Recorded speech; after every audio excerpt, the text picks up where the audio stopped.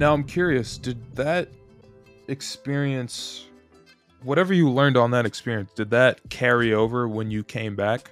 Because I know sometimes people, they experience something not necessarily tragic, but like they experience something intense, right?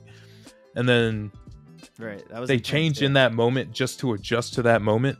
And then once they go back to whatever they were used to, they revert back. So I'm curious, did you revert back, or did what you learned in yachting or whatever stick with you? That's a good question. That's a really good question. I'm gonna be honest. I'm gonna say, like, I didn't revert back all the way, Mm, but I definitely came back to more comfortability of, like, okay, I'm back in my home state, like I'm back at home, blah blah blah.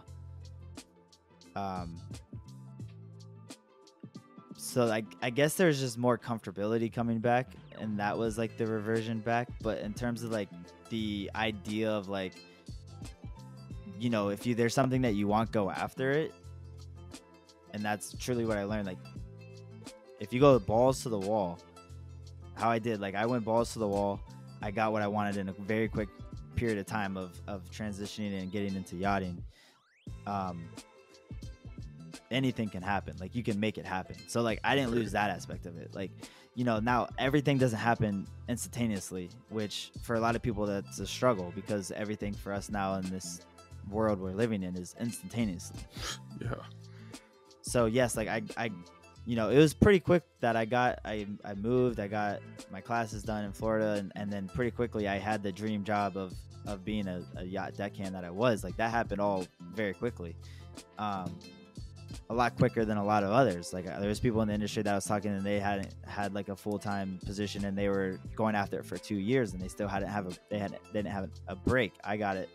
And I was very lucky with how my chips fell, and I went after it, and it all fell together.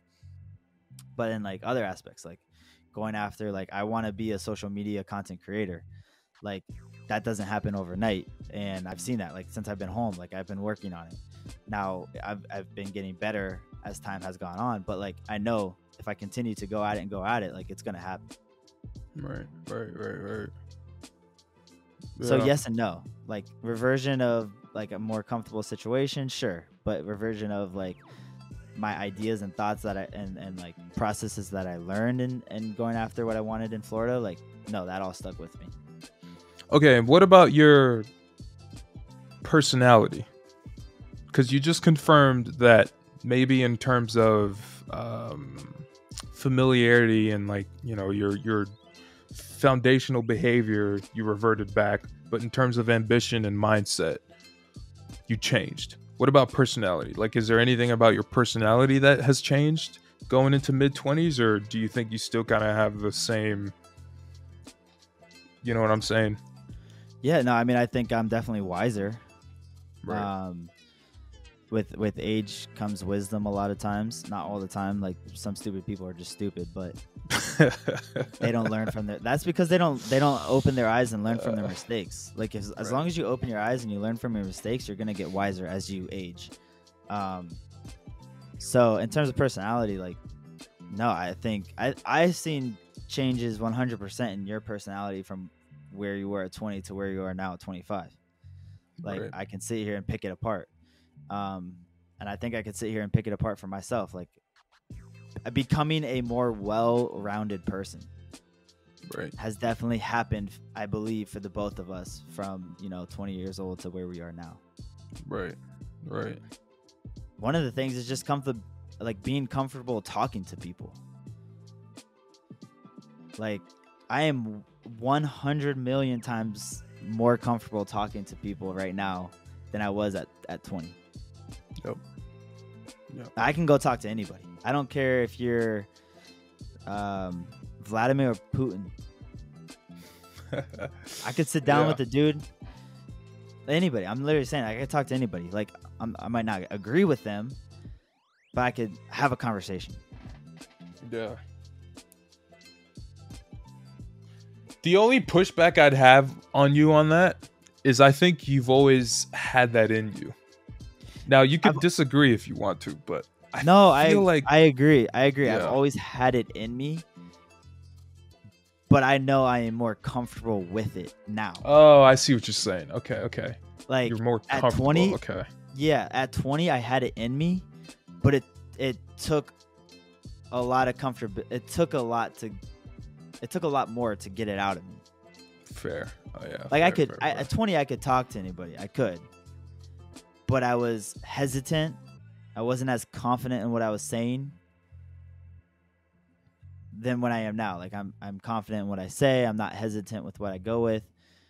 And I could boom like off the dome, have my thoughts to my mouth, to the sound that I'm speaking. Like at 20, like no, I was definitely more hesitant. Right. With certain people, no, like family, whatever, I was always good. But when it was coming to meeting new people, like interviewing, that's a great, especially interviewing. Very shy, very hesitant. Like if I went into an interview at 20, like it took a lot to get me going. Now, like I can talk to a brand and give my pitch without any hesitation and with 100% confidence. Right. At 20, like I couldn't have done that. Yeah. So personality wise, like just becoming more well-rounded, and I don't want to stop. I'm not stopping at 25. Like, no, I still have a lot of growth left with everything. Yeah. Yeah. No, I'm with you on that, man. I think, like you said, I think confidence is a huge thing, right? Like, it's, bro, 90% of it is just showing up. Yeah. I honestly like believe that 90% of it is showing up. I was actually talking to this guy this summer, and this fits in perfectly. He was very successful. He's pretty wealthy in life, has his family together. He's in his 50s. He was saying to me, he's like, I could see you're a hard worker. He said, if you just work hard, you're going to beat 70% of the people that you come in contact with in life by just working hard. Okay? Because a lot of people don't work hard. Lazy. Said if you work hard, you're going to beat that 70. And then he said, if you want to beat the next 10% and beat 80% of the people, you just got to outwork them. So just work harder.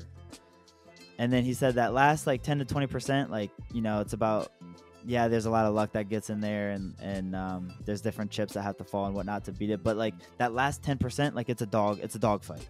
Like if you want to really climb to the top of the mountain, and be like the top 1% of whatever you do, like it's a dog fight. But you can beat 80% of the people in this world by just like outworking them.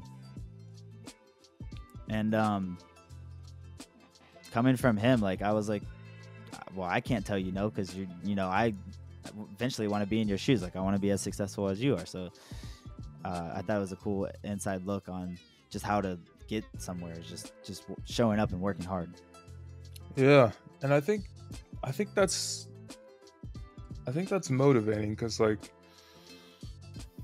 we've said in previous episodes, play the cards you would know, blah blah blah. It sounds great on paper, like make a Hallmark card out of it, like that sounds perfect. But like, what does that actually fucking mean, right? Like, and I think part of the reason why I had lower self-esteem, I'm different now, bro. Like, different. Not arrogant. I still have humility, but I'm different now. But I think the reason why I had such low self-esteem is because I always compared the cards I was dealt to other people's cards.